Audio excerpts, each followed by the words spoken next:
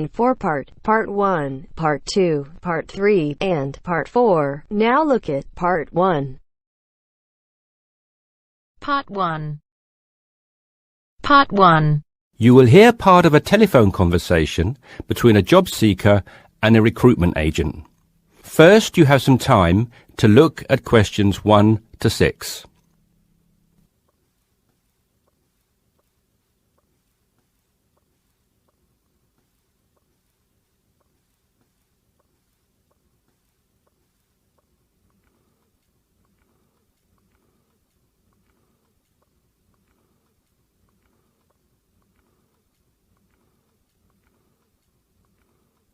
You should answer the questions as you listen because you will not hear the recording a second time. Listen carefully and answer questions 1 to 6. Yes, so that's Janet Thompson. Would you like me to spell it? If you wouldn't mind, thank you. Just the surname, please. No problem. It's Thompson. Great. Now, Janet, before we go through the openings I have here in front of me, might I just take a few more details to complete your profile on my system? Of course. What would you like to know? Well, let's start with your email address, please. OK, janthompson@hort.net. I see. Is that Jan as in Jan? No, that wasn't available. I had to make do with Jann. Here, let me spell it for you again, just to be sure. JANNTHOMPSON@hort.net. Much obliged. And could I ask, do you have your referee details to hand? Yes, what do you need? I need one work reference and one character reference from a friend or colleague. OK, for a work reference, there's Jane Foote. She's my former boss at Bermuda Girls' School, head of English. OK. My personal referee is Monica Carbody. Mon and I have been best friends since we met in Bermuda in 1991, when she was deputy head of English under Mrs. Foote. Perfect. And you mentioned, of course, that you're an English teacher, but are there any additional subjects you're qualified to teach? Yes, I have a diploma in special needs, and I can also do history to GCSE level. Very good.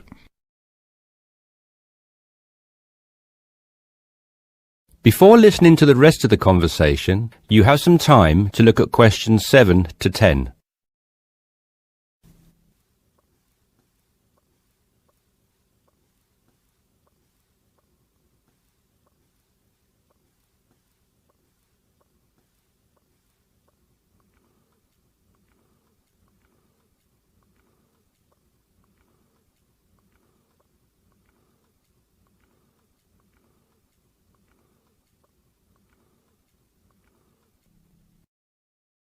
Now listen and answer questions 7 to 10. Do you think I stand a good chance of finding something? Oh, better than good. In fact, we have some positions we can offer you today. You see, it's not so difficult to find a temporary role. Tell you the truth, there are plenty of them around, but getting a permanent position will prove a little more trying, though. Would you be prepared to take up a position short-term? Of course, anything that pays. Excellent. Well, there are 3 positions that I can offer you right now. The first is a teacher of English in LaSalle School. I'm sure you know it, right in the city centre. Yes, near where I live, actually. Even better. Well, it's a 6-month contract, and the very attractive thing about this role is that the head of English at LaSalle will, if she's satisfied with your performance after 6 months, offer to make you a permanent member of staff. Wow, that's food for thought. It certainly is, bearing in mind what I said before about how hard it is to find a permanent role. The second position I have to offer you is in a school near Chelsea. It's called the Chelsea Free School. Are you familiar? I can't say that I've heard of it. Well, this contract is for 1 year, which is a lot better, looking at it from a short-term job security perspective, than the first role I mentioned. But you also have to realise that you are a temporary replacement for a female teacher who has taken maternity leave. There is no prospect of the position being made permanent. I see. I have one other vacancy at the minute, though I doubt you'll find it quite so appealing. It's situated in rural Cambridgeshire. I'll spell that just in case you want to take it down. CAMBRIDGESHIRE. And the school simply goes by the name Cambridge, though it's not in any way related to the other more well-known establishment of the same name. I was just going to ask that. What a lovely location, though, eh?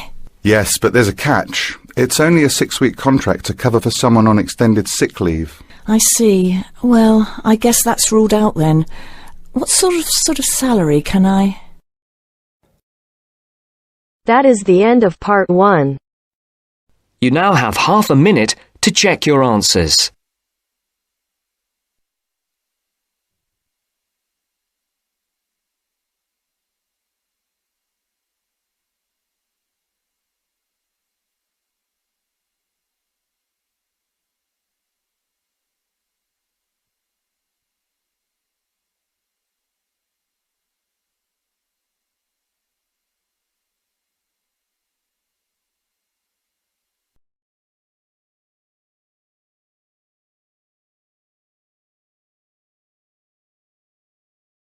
Now turns to part 2. Part 2. You will hear part of a lecture about trumpets. First, you have some time to look at questions 11 to 15.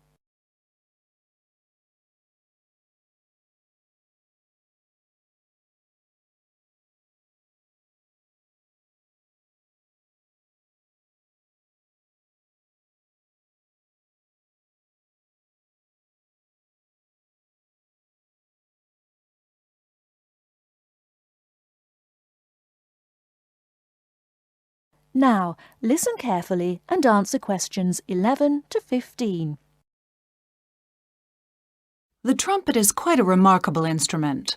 Take the B-flat type, for instance, the kind of trumpet most people use today. If we stretched one out in a straight line, it would measure nearly 140 centimeters in length. What we see in the diagram, then, is a very long brass tube wrapped around itself in order to save space. To produce its characteristic sound, the musician blows continuously into the small metal cup on the left called the mouthpiece, which is shaped to fit the lips. The air travels along the lead pipe and round the tuning slide, which can be moved in or out to change the instrument's pitch.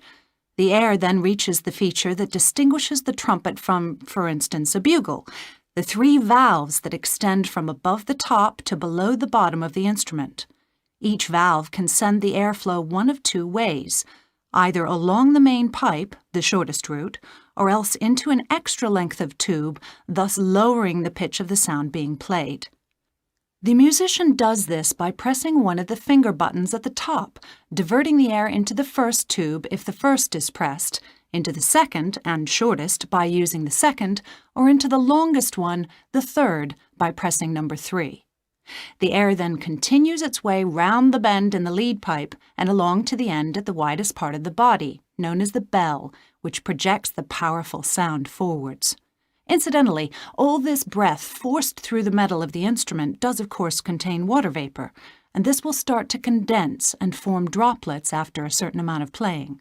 The result is a gurgling sound from the trumpet, so to avoid this, there is a device on the tuning slide called the water key, which when pressed lets the water drip out.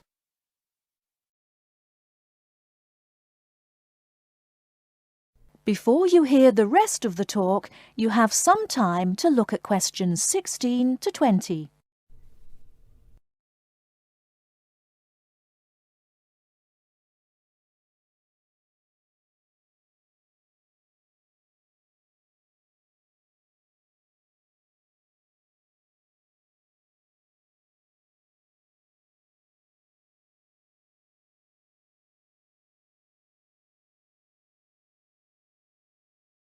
Now listen and answer questions 16 to 20.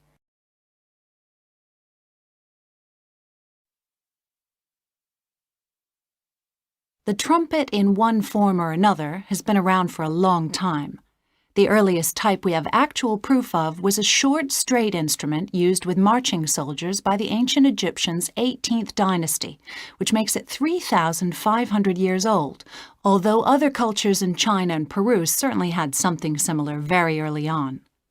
This use of the trumpet in military contexts, as well as at ceremonial occasions, was to continue through the times of the ancient Greeks and Romans, but it wasn't until the 17th century that it became a genuinely popular instrument, at least in the West. At the beginning of the 18th century, it was finally accepted as part of the typical orchestra, and the addition of valves in the 19th century, making it much more versatile, consolidated its position as a major orchestral instrument. Nowadays, the sound of the trumpet, which is of course both loud and clear, means that for many pieces it is used to lead the brass section of the orchestra. This sound and its versatility have helped extend its use to other forms of music, such as jazz and pop, but there is another very practical reason for its widespread popularity. In comparison with many others, such as the tuba, the cello, or even the trombone, it is a fairly small instrument that can easily be transported and played just about anywhere. The downside of all this popularity, though, is that as everyone wants to be a trumpeter, it can be difficult for the young musician looking for work to find a vacancy. As a result, it's often the case that quite a few of the French horn players in a modern orchestra actually began their musical careers as trumpet players.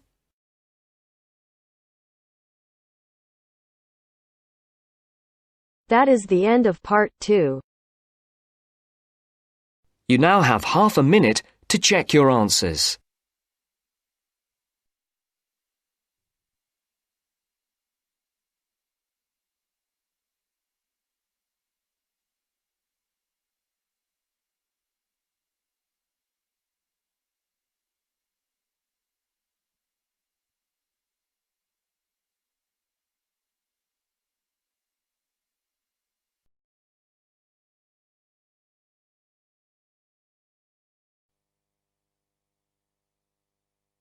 Now turn to Section 3 on page 69.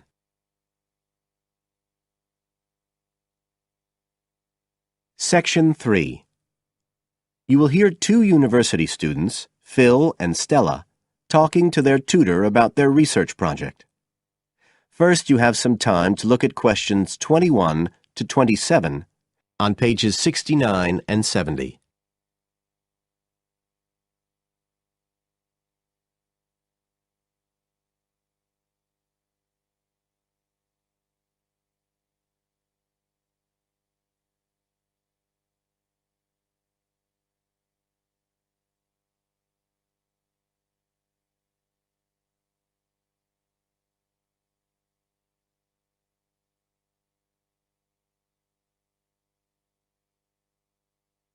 Now listen carefully and answer questions 21 to 27.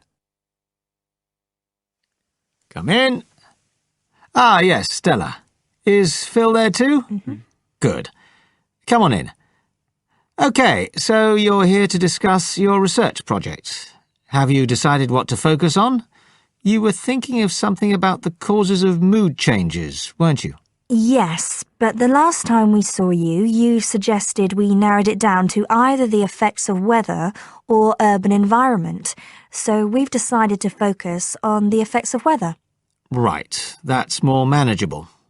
So your goal is, Phil? To prove the hypothesis, no, to investigate the hypothesis that the weather has an effect on a person's mood. Good. And what's your thesis, Stella? Well, our thesis is that in general, when the weather's good, it has a positive effect on a person's mood, and bad weather has a negative effect.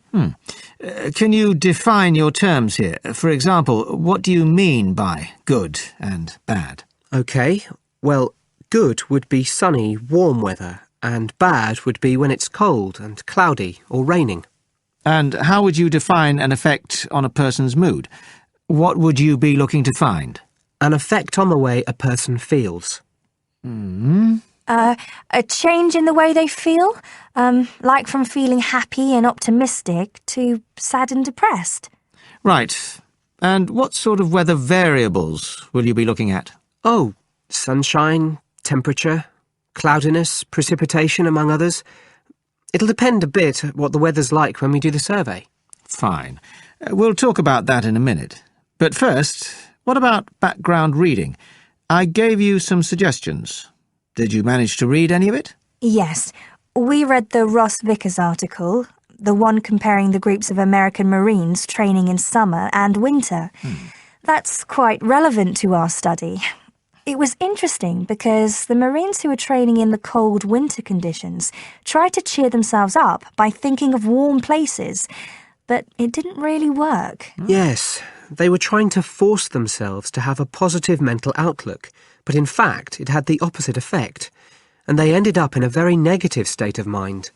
And we found some more research by someone who wasn't on the reading list you gave us, George Whiteborn.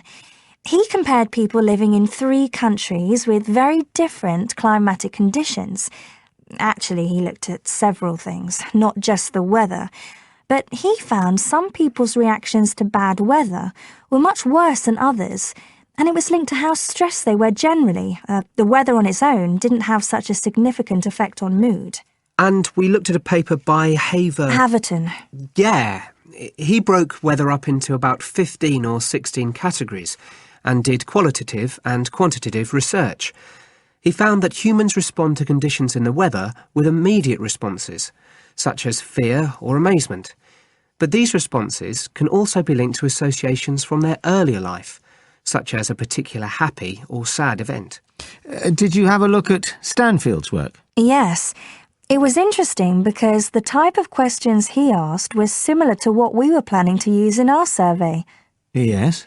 He asked people how they were feeling on days with good and bad weather. He found the biggest factors seemed to be the humidity. Moods were most negative on days with a lot of rainfall. Long periods without sunshine had some effect, but nothing like as much.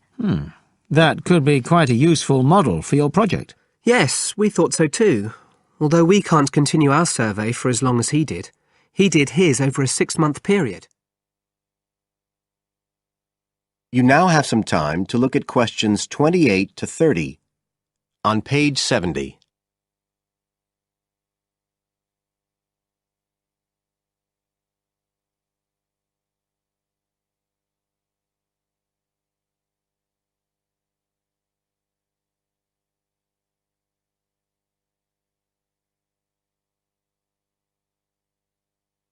Now listen and answer questions 28 to 30. Right. Well, you've made quite a good start. So, where are you going from here? Well, we've already made the questionnaire we're going to use for the survey. It's quite short, just 8 questions. We're aiming to survey 20 people over a period of 3 months from October to December. We can't specify the actual dates yet because it depends on the weather. We want to do the survey on days with a range of different weather conditions. And we'll just be working on campus, so our data will only be statistically sound for the student population here. That's okay. Have you thought how you'll determine what will constitute each aspect of weather, and how many you're looking at? We decided on 4. The amount of sunshine, cloudiness, temperature and precipitation. We thought we might use the internet to get data on weather conditions on the days we do the survey, but we haven't found the information we need, so we might have to measure it ourselves. We'll see. Then we've got to analyse the results, and we'll do that using a spreadsheet, giving numeric values to answers. And then, of course, we have to present our findings to the class, and we want to make it quite an interactive session. We want to involve the class in some way in the presentation, maybe by trying to create different climatic conditions in the classroom, but we're still thinking about it. I see. Well, that sounds as if you're on the right lines. Now, what I'd suggest that you think about, in addition to the work you... That is the end of section 3. You now have half a minute to check your answers.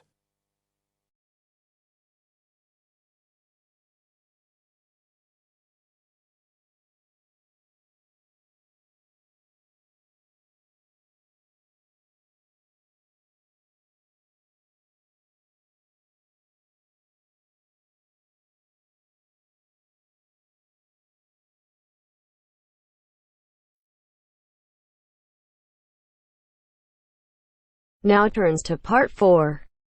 Part 4. You are going to hear a talk about universities and colleges in Britain. As you listen to the talk, complete the notes below. First, you have some time to look at questions 31 to 40.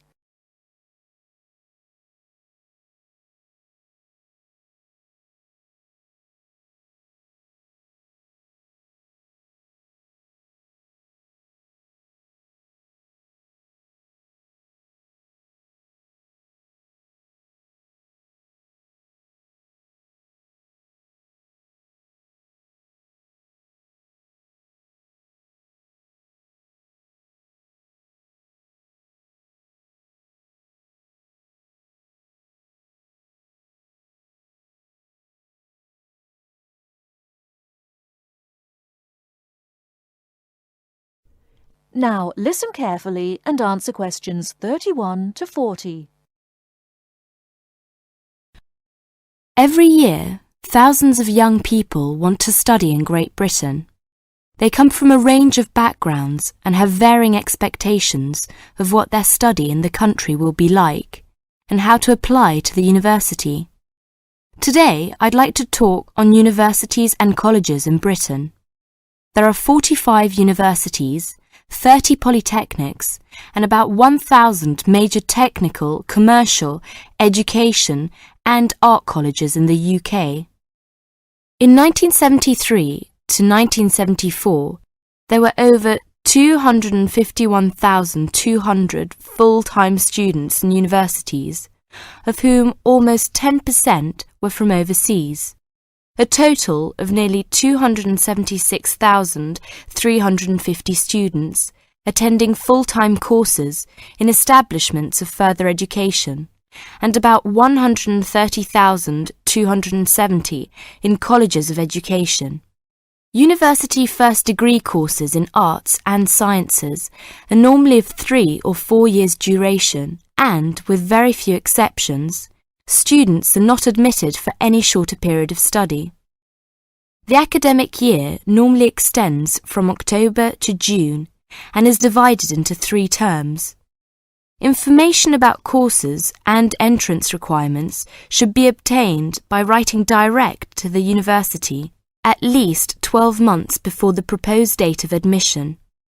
All applications for admission are dealt with by the university's Central Council on Admissions, the UKVI, to which all candidates seeking admission to a full-time internal first degree course or a first diploma course of more than 1 year's duration must apply. Full details of the admission procedure are to be found in the UKVI Handbook, How to Apply for Admission to a University. A copy of this handbook and the standard application form should be obtained from the UKVI at PO Box 28, Cheltenham and Gloucestershire, GL 501HY.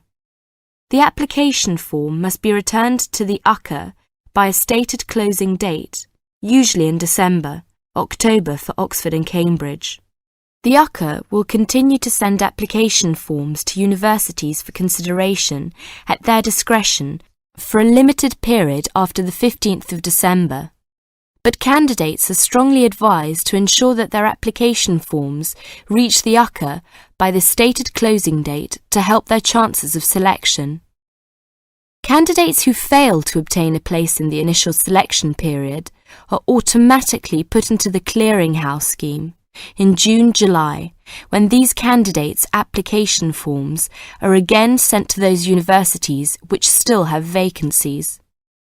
Students from the following countries should send their application forms to the UKVI via the Overseas Student Office of their own country in London: Bahamas, Brunei, Cyprus, Ghana, Guyana, India, Luxembourg, Singapore, Tanzania, Thailand and Uganda.